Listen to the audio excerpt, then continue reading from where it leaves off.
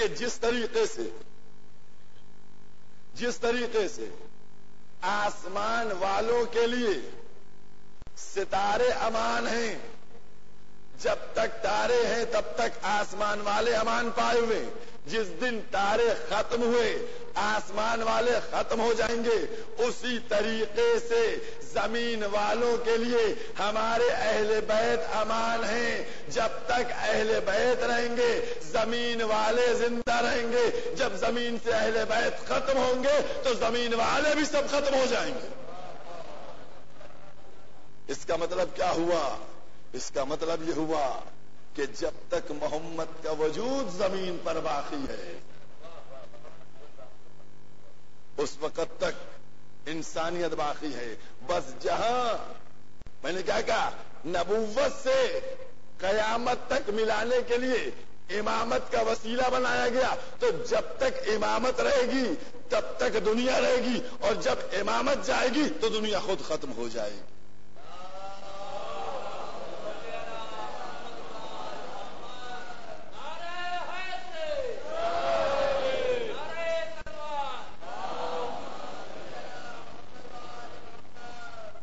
دنیا سمجھے منزل امامت کی، یہ وہ ہیں کہ جو دین میں ہیں، دین میں ہیں۔ قرآن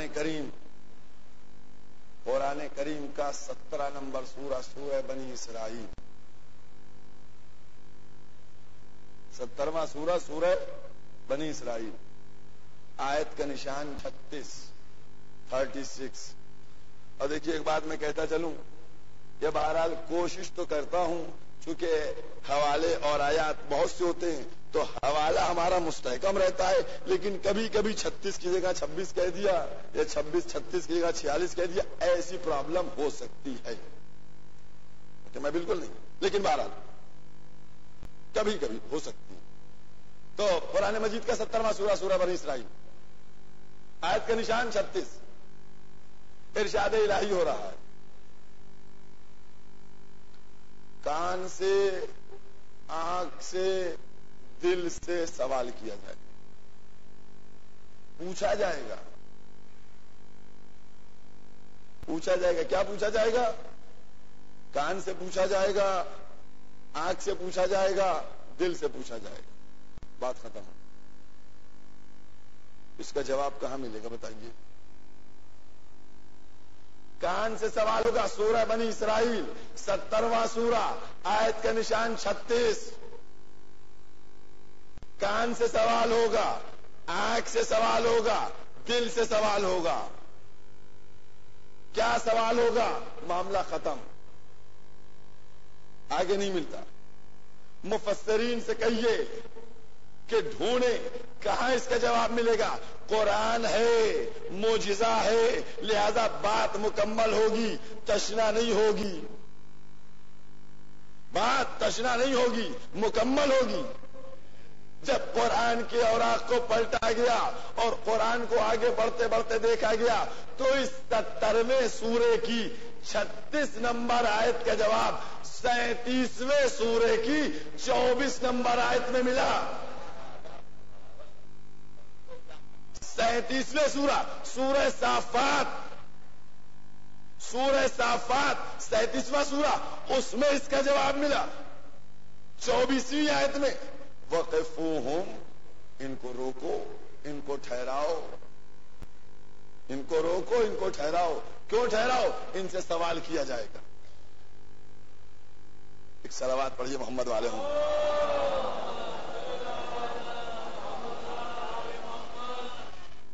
اب یہاں پر بات آئی، وہاں کیا ہے؟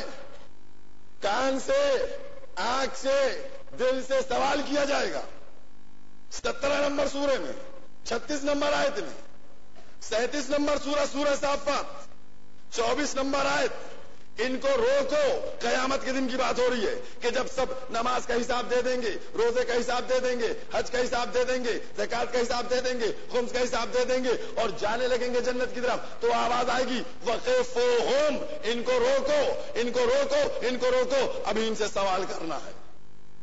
جب یہ آیت نازل ہوئی، پیغمبر مصطفیٰ حضرت محمد مصطفیٰ صلی اللہ علیہ وسلم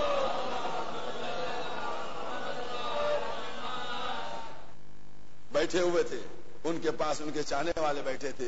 پیغمبر نے جب اس آیت کو سنایا، لوگوں نے بڑھ کر پوچھا یا رسول اللہ یہ کاہے کا سوال ہوگا، یہ کون سا سوال ہوگا، کیا پوچھا جائے گا روک کے؟ تو رسالت میں آپ نے ارشاد فرمایا ان ولایت علی ابن ابی طالب.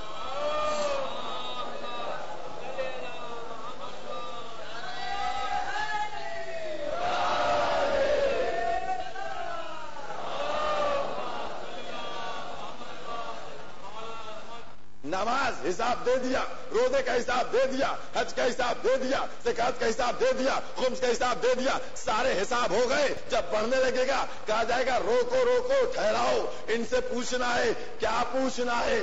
ولایت علی ابن ابی طالب کے بارے میں پوچھنا ہے کہ اس کا اقرار تھا یا نہیں تھا. اب سمجھ میں آیا کہ ولایت کہاں کہاں شریک ہے.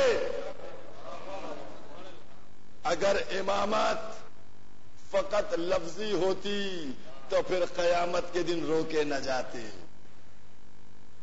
اور اب یہاں پر یہ قرآن سے بات ہوئی ہے، اور اب ایک حدیث آپ کے سامنے، جس حدیث کو صاحب کوکب دری ملا محمد صالح کشفی ترمذی نے اپنی کتاب میں لکھا ہے. انہوں نے لکھا ہے کہ پیغمبر اسلام نے فرمایا کہ جس کے قبضے قدرت میں میری جان ہے، جس کے قبضے قدرت میں میری جان ہے، اس کی قسم کوئی آدمی قیامت کے دن ایک قدم بڑھا نہیں سکتا. کوئی شخص ایک قدم اپنا بڑھا نہیں سکتا ہے اس وقت تک جب تک وہ میری محبت کا، اہل بیت کی محبت کا اقرار نہ کر لے. اس وقت تک ایک قدم بڑھا نہیں سکتا ہے. وہاں پر خلیفہ ثانی موجود تھے، انہوں نے کہا یا رسول اللہ یہ آپ کی محبت، آپ کے اہل بیت تو ہیں، لیکن اب اس کے بعد آپ کے بعد ایک ایک لفظ پڑھ رہا ہوں، دعوے کے ساتھ پڑھ رہا ہوں. خلیفہ ثانی نے کہا کہ آپ کے بعد کون ہیں؟ تو لکھا راوی نے کہ مولا کائنات تھے، ان کے شانے پہ ہاتھ رکھا کہ میرے بعد میری محبت کسی کو اگر دیکھنا ہے تو ولایت علی اور محبت علی بتائے گی کہ یہ مجھ سے محبت کرتا ہے یا نہیں کرتا ہے. ایک اور صلوات پڑھیے محمد والا.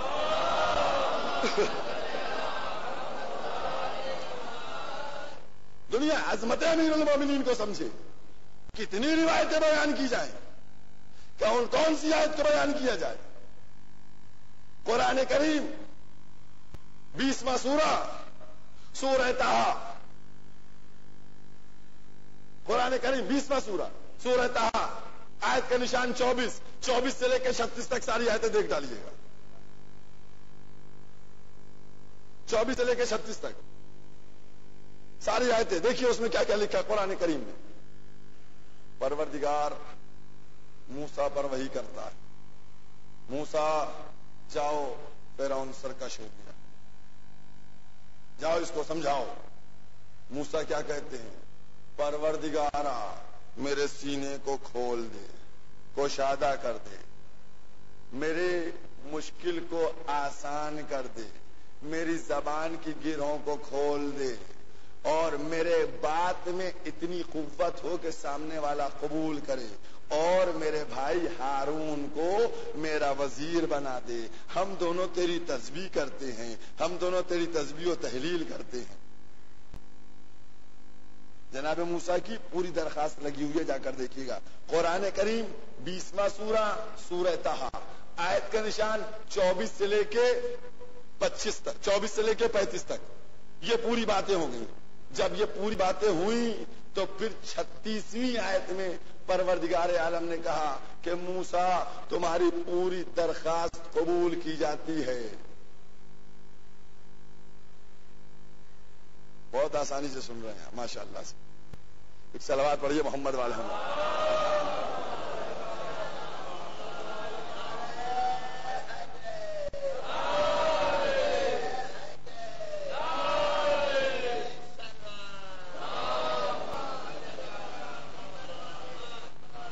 جناب موسیٰ نے بارگاہ الہی میں درخواست ڈالی کہ میں چلا تو جاؤں گا فرعون کے سامنے چلا جاؤں گا، دربار میں چلا جاؤں گا، لیکن میری یہ پرابلم ہے، ان میں تو مدد کر، سینے کو کھول دے، زبان کی گراہوں کو کھول دے، میرے بھائی میرے اخی ہارون کو میرا وزیر بنا دے۔ پروردگار عالم نے جناب موسیٰ کی دعا میں ذرا سا چینجز نہیں کی، ذرا سا چینجنگ نہیں کی، کہا جاؤ ہم نے پوری درخواست ایز اٹ از قبول کر لی، اب ہارون تمہارے وزیر ہو گئے۔ قسم خدا کی موسیٰ نے مسلمانوں کو بتایا کہ جب ہم نبی ہو کر، جب ہم اولو العزم ہو کر خود نہیں بنا سکتے، جب ہم نبی ہو کر اولو العزم ہو کر خود نہیں بنا سکتے، اس ریکویسٹ کرتے ہیں، اس سے دعا کرتے ہیں وہاں اپلیکیشن، تو تم مسلمان ہو کے گناہگار ہو کر خطا کار ہو کر خود کیسے بنا سکتے ہو؟ صلوات پڑھ دے محمد وال۔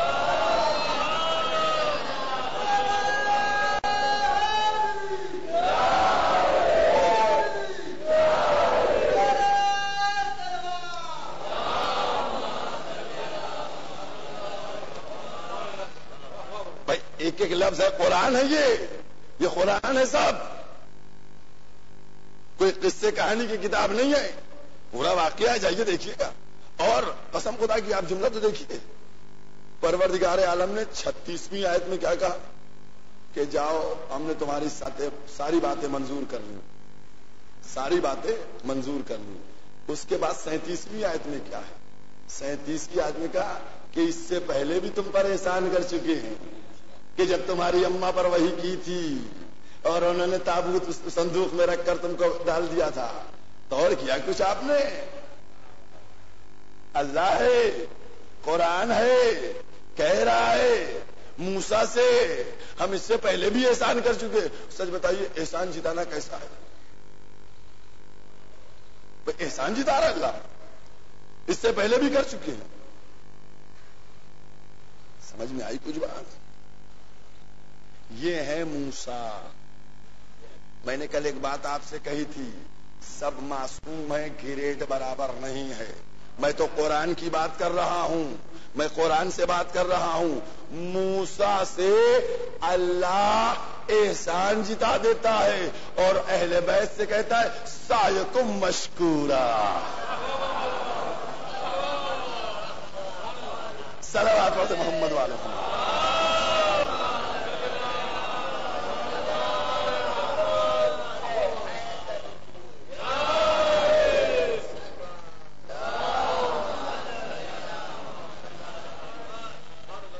بات کچھ سمجھ میں آ رہی ہے آپ کے؟ سب قرآن دیکھیے، کوئی قصے کہانی کتاب نہیں ہے۔ وہ موسیٰ تھے کہ جن پہ اللہ احسان کر رہا تھا، اور یہ اہل بیت تھے جو اللہ پر احسان کر رہے تھے اور اللہ ان کا شکر گزار بن رہا تھا کہ ہم تیرے شکر گزار ہیں۔ یہ عظمت ہے۔ اور بات کو آگے بڑھاؤں، یہ 20ویں سورے کی 24ویں آیت سے لے کر 37ویں آیت تک کی بات تھی۔ کہا گیا موسیٰ نے دعا مانگی، ہے نا، دعا مانگی، موسیٰ نے دعا مانگی، پوری دعا آپ سب کے سامنے ہے۔ اب آئیے، پیغمبر دعا مانگتے ہیں یا نہیں مانگتے؟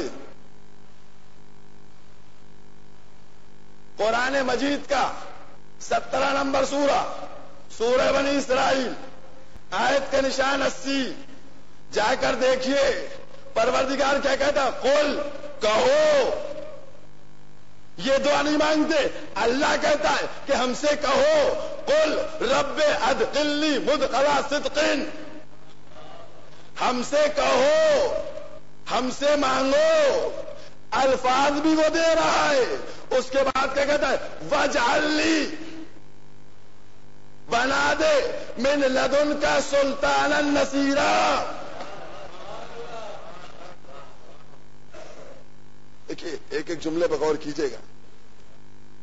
اللہ نے، موسیٰ نے دعا مانگی، اللہ نے قبول کر لی بالکل ویسے ہی، من ون، کوئی چینجز نہیں، کوئی چینج نہیں کیا، کہا جاؤ ویسے قبول کر لی، جاؤ ہارون کو بنا دیا تمہارا وزیر. اب یہاں پیغمبر دعا مانگتے نہیں، اللہ کہتا ہے قل تم کہو.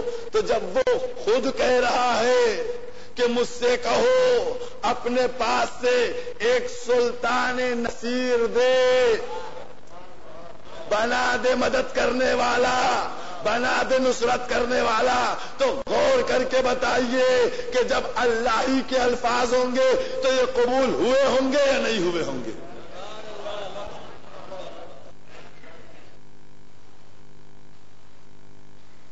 من لدن کا، اس کے مطلب معلوم ہے آپ کو؟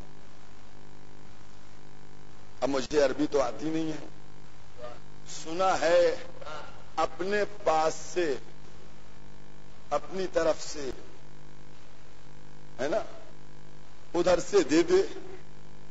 اب کہا پروردگار نے رسول سے، بہت توجہ کیجیے گا، ایک ایک موقع ملے گا آپ کو. اللہ نے کہا ایسے قوم سے دے دے، ایسے کہا گیا تو اب لازم بھی تو تھا کہ وہ دیتا اپنے پاس سے. دیتا تو دیا یا نہیں دیا؟ دیا یا نہیں دیا؟ صلوات پڑھیے محمد والے.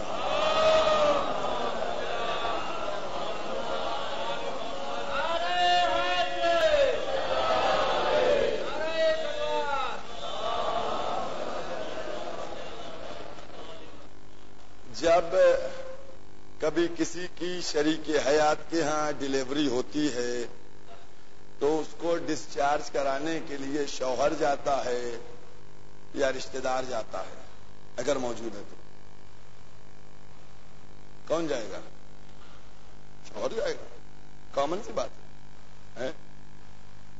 اسپتال جاتا ہے، شوہر جو اس کا ہوتا ہے وہ جاتا ہے، اور جانے کے بعد ڈسچارج کرا کے لے کے آتا ہے نا؟ یہی تو ہے نا. جب فاطمہ بنت اسد تیسرے دن باہر آ رہی تھیں تو باہر کس کو ہونا چاہیے تھا؟ ابو طالب کو ہونا چاہیے تھا یا محمد کو ہونا چاہیے تھا؟ بھائی شوہر کو ہونا چاہیے تھا باہر، شوہر تھے ان کو ہونا چاہیے تھا باہر، لیکن کہیں نہیں ملتا کہ باہر ابو طالب کھڑے تھے. ہر ایک نے لکھا باہر محمد کھڑے تھے، ہر ایک نے لکھا باہر محمد کھڑے ہوئے تھے.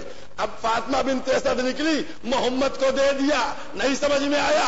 پھر سے کہوں، میں نے لدن کا سلطان النصیرہ، اپنے پاس سے دے. تو آواز دی، آ تو میرے گھر، آ تو میرے گھر. آج پہلائے ہوئے محمد گھر پہنچے، قدرت نے اپنے گھر سے دے دیا.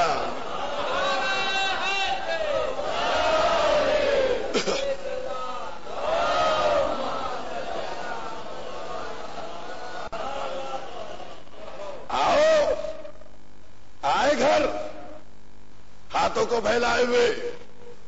اسی لیے پروردگار عالم نے انتظام کیا کہ دنیا سمجھ لے ہم نے کہا تھا کہ ہمیں دینا ہے تو آئے ہمارے گھر پہ، ہم اپنے گھر سے دیں گے، ہم اپنے گھر سے دیں گے، اپنے گھر پہ بلا کے دیں گے. اور اسی لیے جناب ابو طالب نہیں تھے، پیغمبر اسلام محمد مصطفیٰ صلی اللہ علیہ وسلم آئے.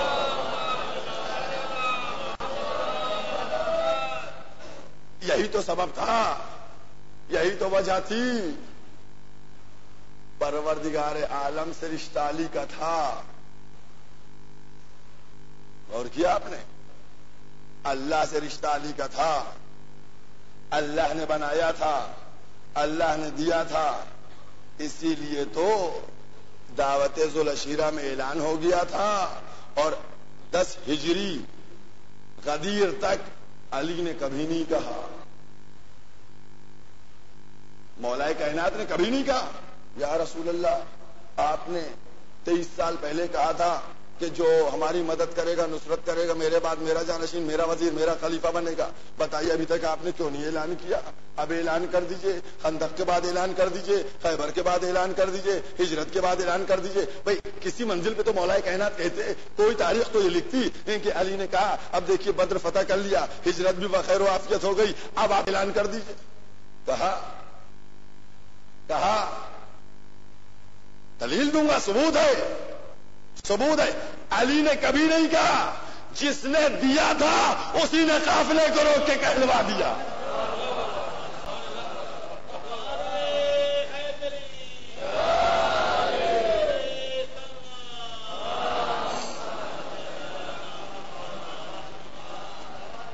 علی نے نہیں کہا جس نے دیا تھا اس نے روکا، اس نے کہا اب کہتے چلو، اب کہہ دو، اب ٹائم ختم پہ ہے. اس لیے علی کا رشتہ جو ہے وہ ولایت کا ہے. علی ولی ہیں، علی امام ہیں، علی اللہ کے بنائے ہوئے ہیں. امامت کا سلسلہ جو شروع ہوا وہ بلا فصل امامت کا سلسلہ شروع ہوا.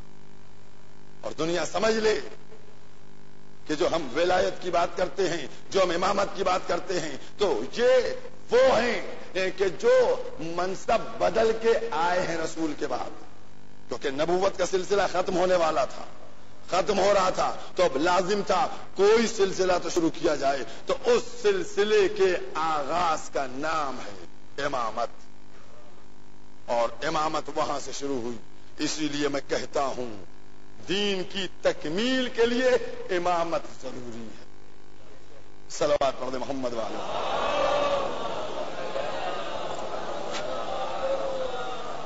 اور آج آپ غور کر کے دیکھیے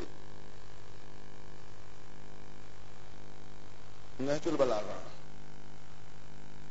نہج البلاغہ بھائی بار باتیں کہہ رہا ہوں، اس کا ثبوت بھی دے رہا ہوں نا کہ ان کا رشتہ وہیں سے تھا. اس کا پہلا خطبہ میں دعوت دے رہا ہوں، جتنا پڑھا لکھا آدمی ہو، جتنا قابل ہو، وہ پہلے خطبے کو بیان کر دے. ایک عیسائی تھا، نہج البلاغہ حضرت علی کا کلام ہے، اس کو لیا، لینے کے بعد پڑھنا شروع کیا. نہج البلاغہ کے مطالعے کے لیے وہ جا رہا تھا، پڑھنا چاہ رہا تھا. اس کے بعد اس نے پہلا خطبہ شروع کیا. پہلا خطبہ جب شروع کیا تو اس نے اس کے اندر جو چیزیں دیکھی، قسم خدا کی پہلا خطبہ بآسانی اگر آپ ترجمہ پڑھیں تو اتنا تو سمجھ میں آ جائے گا کیا ہے، لیکن حقیقت تک نہیں پہنچے گا. ایسے دنیا کی تخلیق کی نقشہ کشی کی ہے، ایسے دنیا کی تعمیر کو بیان کیا گیا ہے کہ وہ عیسائی کہتا کیا ہے جب پہلا خطبہ پڑھتا ہے، سر پکڑ کے بیٹھ جاتا ہے، کہتا ہے یہ کلام کسی بندے کا ہو نہیں سکتا، یہ کلام اس کا ہے کہ جس کے سامنے یہ پوری دنیا بنائی گئی ہے. کیونکہ جس انداز سے تخلیق کائنات کا تذکرہ ہے وہ یہی بتاتا ہے کہ یہ دیکھتا رہا کائنات بنتی چلی گئی.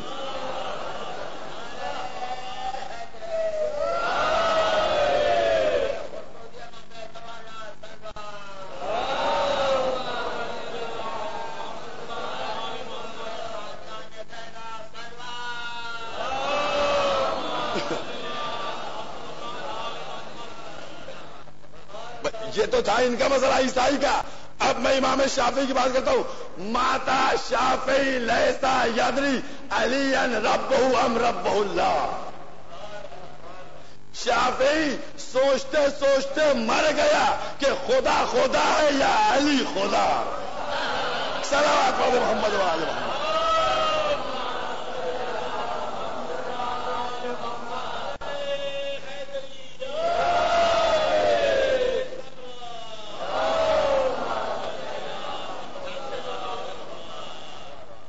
عزیزوں، مودت اہل بیت کو سینے میں جگہ دے دو. اگر قلب میں مقام مل گیا تو قسم خدا کی کیا تازگی ہوگی، کیا مرتبہ ہوگا. میں تو کہتا یہ ہوں کہ جس کے سینے میں مودت اہل بیت ہوتی ہے، قسم خدا کی اس سے مل کر دیکھو، اگر وہ اپنے بڑھاپے کو دکھائے، بوڑھا جوان نظر آئے گا، بوڑھا جوان نظر آئے گا. یہ ہے مودت کی خصوصیت. وہ جب بڑھاپے کو سامنے آنے نہیں دے گا. یہ عظمت ہے مودت. کیوں؟ کیونکہ اس کے سامنے پورا نمونہ ہے، اس کے سامنے پورا منظر ہے.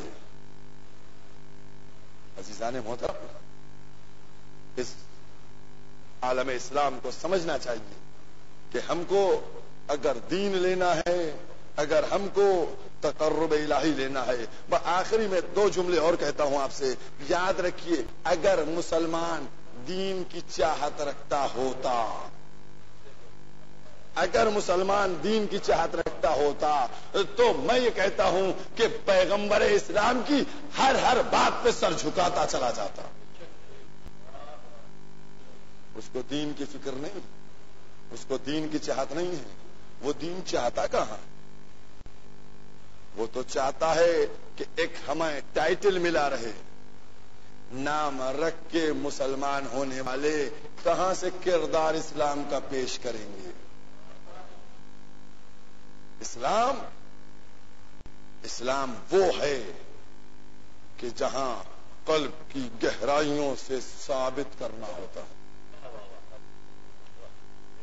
اور اسی لیے کربلا کے میدان میں ایک ایک نے بتایا کہ کیا منزل ہے اور کیا عظمت ہے۔ عزاداران امام مظلوم، آج 4 محرم ہو گئی ہے،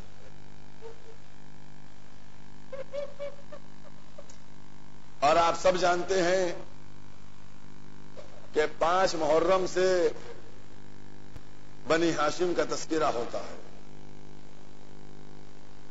کل آپ اون محمد کے تابوتوں کی زیارت کریں گے، 6 محرم کو حضرت علی اکبر کی شبیہ کی زیارت کریں گے، 7 محرم کو جناب قاسم کا دلسوز منظر بیان ہوگا، پیش ہوگا، وہ دیکھیں گے۔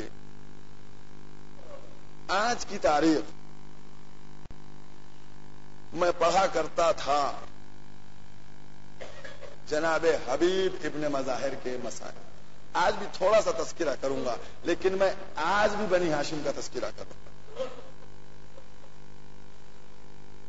چونکہ بڑھاپے کی بات آ گئی ہے، لہذا اس بوڑھے امام کے بچپن کے دوست کا تذکرہ کرتے ہوئے میں اس بنی ہاشم کی طرف جاؤں گا کہ قسم خدا کی جن کا نام اور تذکرہ سنتے ہوئے کیا مجال ہے کہ کوئی آنکھ آنسو کو روک لے۔ بس اتنی بات کہتا چلوں کہ آج 4 محرم ہے، اور تاریخ میں ملتا یہ ہے کہ 4 محرم سے دشمن کی فوج آنا شروع ہو گئی، لشکر پہ لشکر آ رہے ہیں، دشمن کی فوجیں پر فوجیں آ رہی ہیں، نقاروں کی آوازیں سنائی دے رہی ہیں۔ جناب زینب آئیں، بھیا یہ کیسی آوازیں ہیں؟ کیا دشمن فوجیں آ رہی ہیں، دشمن کی لشکر پہ لشکر آ رہے ہیں؟ کہا بھیا آپ کا کوئی چاہنے والا نہیں آ رہا۔ عزاداران امام مظلوم، میں ایک منزل کو بیان کرنا چاہ رہا ہوں، تصور کیجئے گا، ایک جملہ چھوٹا سا ہے، بہت چھوٹا سا، لیکن بی بی کی مظلومیت کو دیکھیے گا۔ ہزاروں کے لشکر آ رہے ہیں، ہزاروں کے لشکر آ رہے ہیں، جناب زینب کیا کہتی ہے؟ بھیا آپ بھی اپنے چاہنے والوں کو بلائیے۔ امام نے کہا کہ اس غربت کے عالم میں میرا کون چاہنے والا آئے گا؟ کہا ماں بھیا اپنے بچپن کے دوست حبیب ابن مظاہر کو بلا لیجئے، حبیب ضرور آ جائیں گے۔ عزاداران امام مظلوم، حبیب کو بلایا گیا، حبیب آئے، یقین تھا بی بی کو، آئے ساری باتیں چھوڑتا ہوا، آئے حبیب، اور جب حبیب آئے باتیں شروع ہو گئی، آوازیں بلند ہوئی قیام حسین میں۔ جناب زینب نے فضہ کو بھیجا، فضہ جاؤ، مظلومیت کا جملہ اس لیے بیان کر رہا ہوں، بھیجا، کہا فضہ جاؤ دیکھو کیا بات ہے، کیوں اصحاب حسین اتنی زور سے باتیں کر رہے ہیں۔ آئے، آنے کے بعد پوچھا فضہ نے کیا معاملہ ہے، کیا بات ہے؟ کہا کہ آقا کے بچپن کے دوست حبیب ابن مظاہر آ گئے۔ فضہ نے سنا، اندر گئی، شہزادی کو بلایا، وہ شہزادی کو بتایا، کہا شہزادی سے، شہزادی آقا کے دوست حبیب ابن مظاہر آ گئے، حبیب ابن مظاہر آ گئے۔ بس جیسے یہ جملہ سنا، کہا فضہ جا کر حبیب سے کہہ دو کہ رسول کی نواسی علی و فاطمہ کی بیٹی تمہارا شکریہ ادا کرتی ہے اور تم کو سلام کہتی ہے۔ عزادارو فضا در خیمہ پہ آئی، آواز بلند کی، اے حبیب خدا تمہیں مبارک کرے، فاطمہ کی بیٹی تم کو سلام کہتی ہے، تمہارا شکریہ حبیب نے تماچے مارے۔ اے پروردگارا کیا مصیبت آ گئی کہ قانواد رسالہ غلاموں کا شکریہ ادا۔ اجرکم علی اللہ، اجرکم علی اللہ۔ عزادارانی معلوم، یہ جناب حبیب ابن مظاہر کی عظمت تھی، یہ مرتبہ تھا، آقا سے دوستی تھی، شہزادی نے بے کسی کا عالم ہے۔ عزادارانی معلوم، یہ بے کسی آپ کی سمجھ میں آتی ہے نا کہ کیا ایک ایک مرحلے پر قسم خدا کی رویا جائے، ایک ایک جملے پر رویا جائے، کون کس طریقے سے ظلم ہوا۔ بس عزاداران معلوم، میں نے حجب دستور حبیب ابن مظاہر کا تذکرہ تو کر دیا، لیکن اب دل یہ چاہتا ہے کہ مصائب میں پڑھوں ان دو چھوٹے چھوٹے بچوں کا جو تنہے تنہا کوفے میں ہیں۔ عزاداران ذہن آپ کا پہنچا نہیں پہنچا، وہ کون ہے؟ وہ مسلم کے دو بچے ہیں، محمد اور ابراہیم۔ عزادارو ان کی مصیبت پہ جتنا رویا جائے کم ہے۔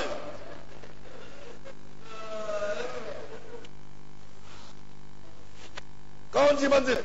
ابن زیاد نے اعلان کرایا کہ مسلم تنہا نہیں آئے تھے، اپنے دو چھوٹے بچوں کو بھی لے کر آئے تھے، دو چھوٹے چھوٹے بچے بھی ان کے ساتھ تھے، جناب محمد اور جناب ابراہیم، ان کو تلاش کیا جائے۔ ادھر جناب مسلم جب تمام زمانہ مخالف ہو گیا تو جناب مسلم نے اپنے دونوں بیٹوں کو قاضی شورح کے گھر کے اوپر رکھ دیا تھا۔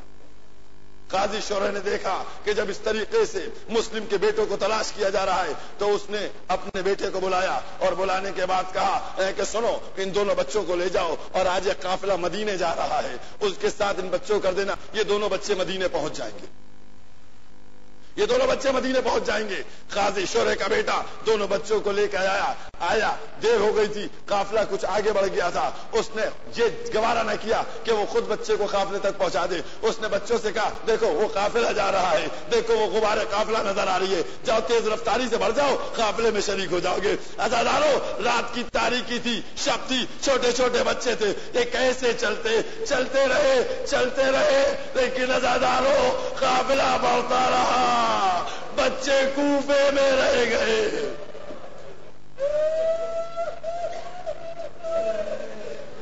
دونوں بچے کوفے میں رہ گئے، قافلہ نہ ملا، چکر لگاتے رہے، دونوں بچے کوفے میں رہ گئے۔ اس کے بعد ایک شخص نے دونوں بچوں کو دیکھا، دونوں بچوں سے پوچھا کون ہو؟ کہا مسلم کے یتیم ہیں، مسلم ہمارے باپ تھے۔ دونوں بچوں کو گرفتار کیا، لے گیا ابن زیاد کے سامنے۔ ابن زیاد نے کہا دونوں کو قتل کر دو۔ ایک شخص بیٹھا تھا، کہنے لگا اتنے کم سن بچوں کو تو قتل کرے گا، ان کو قید کر لے۔ دونوں بچوں کو قید کر لیا گیا اور حکم دیا ان کو سوکھی روٹی دینا اور گرم پانی دینا۔ ایک ایک جملہ پڑھا ہوا ہے عزادارو، تصور کر کے بتاؤ، ایک 8 سال کا بچہ، ایک 10 سال کا بچہ، چھوٹے چھوٹے دونوں بچے قید خانے میں ڈالا گیا۔ دونوں بچے، شب ہوتی تھی، ایک نگہبان آتا تھا، کچھ سوکھی روٹیاں دے جاتا تھا، پانی دے جاتا تھا۔ ایک دن چھوٹا بھائی ابراہیم بڑے بھائی سے کہتا بھیا اب تو سوکھی روٹی کھائی نہیں جاتی، بھیا سوکھی روٹی نہیں کھائی جاتی۔ ایسا کرتے ہیں جو دربان ہے اس سے بات کرتے ہیں، شاید یہ کچھ ہماری مدد کرے۔ کہا ٹھیک ہے اس سے بات کرو۔ آیا، آنے کے بعد کہا تم کون ہو؟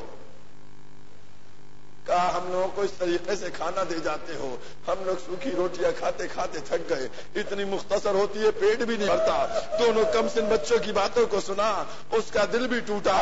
کہتا ہے تم لوگ کون ہو؟ کہا تم، بچوں نے کہا تم رسول اللہ کو جانتے ہو؟ کہتا ہے ہاں ہم رسول کو جانتے ہیں، ہم انہی کا کلمہ پڑھتے ہیں۔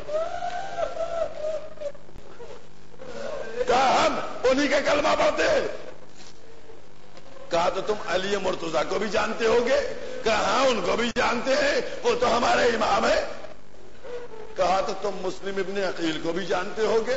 کہا ان کو بھی جانتے ہیں۔ تو ہاتھوں کو جوڑا، کہا ممی مسلم کے یتیم ہے۔ بس جیسے ہی یہ سنا مشکور نے قید خانے کا دروازہ کھول دیا، کہا بچوں معاف کرنا، میں نے پہچانا نہیں، قید خانہ کھلا ہے، جاؤ تم دونوں چلے جاؤ۔ اجرکم علی اللہ۔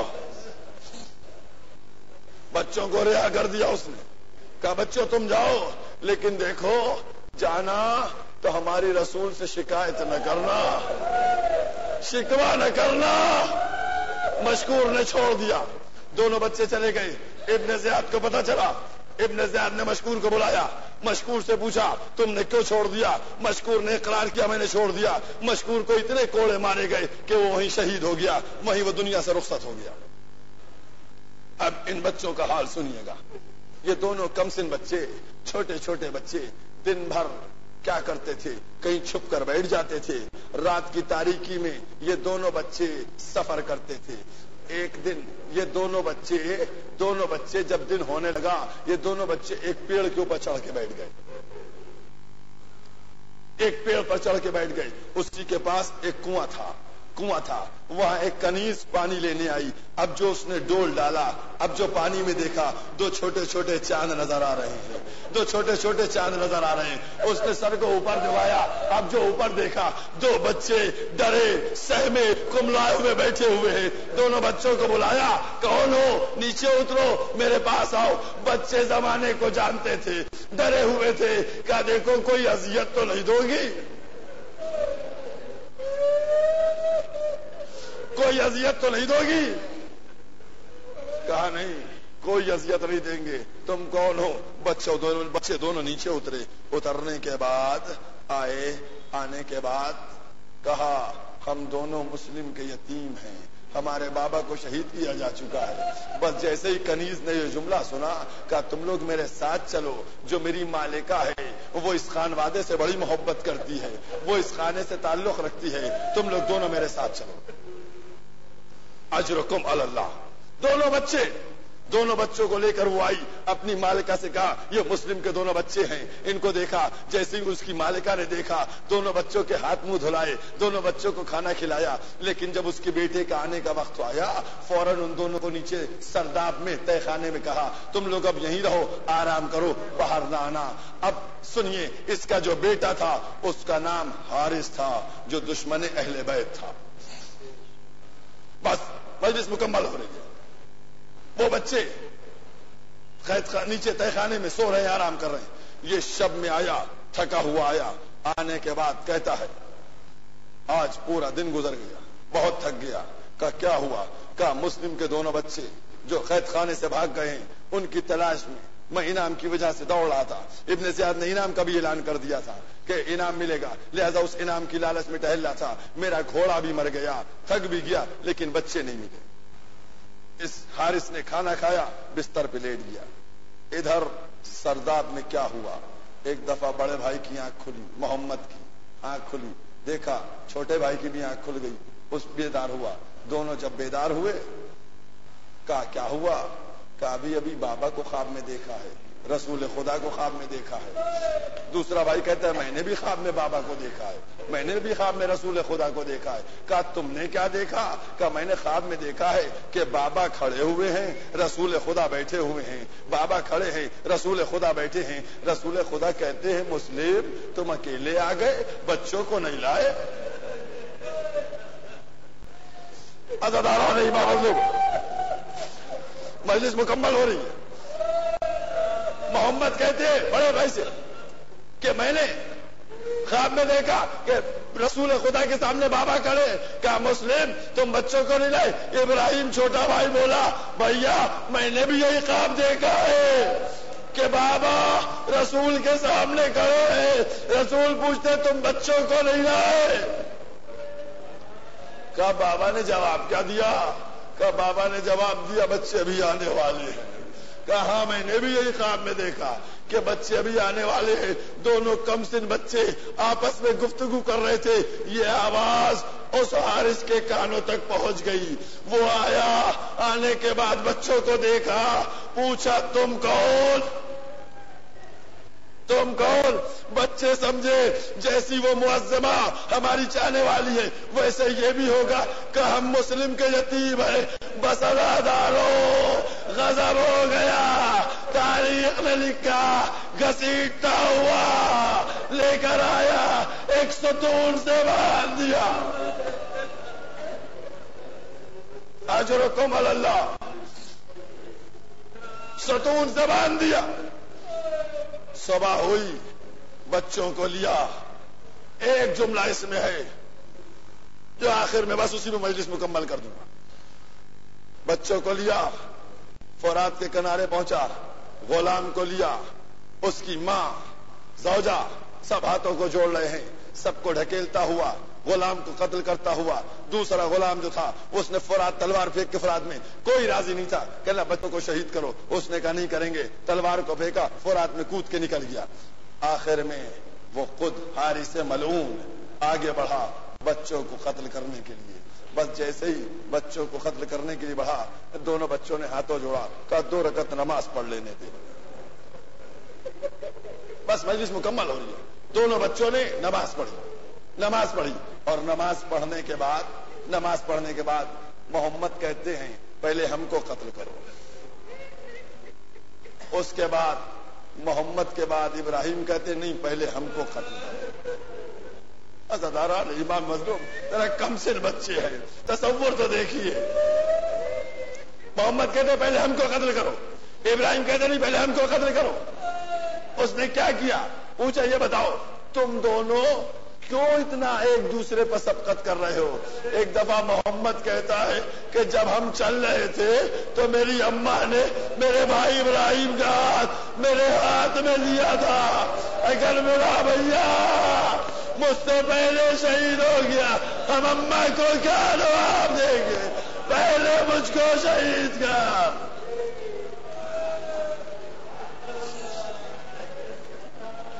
اجرکم علی اللہ, اجرکم علی اللہ.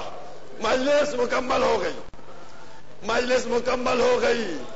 عزاداران امام مظلوم, آج بھی جو جائے وہ دیکھے کہ ان دونوں چھوٹے چھوٹے بچوں کا مزار کربلا کوفے سے کتنی دوری پر ہے.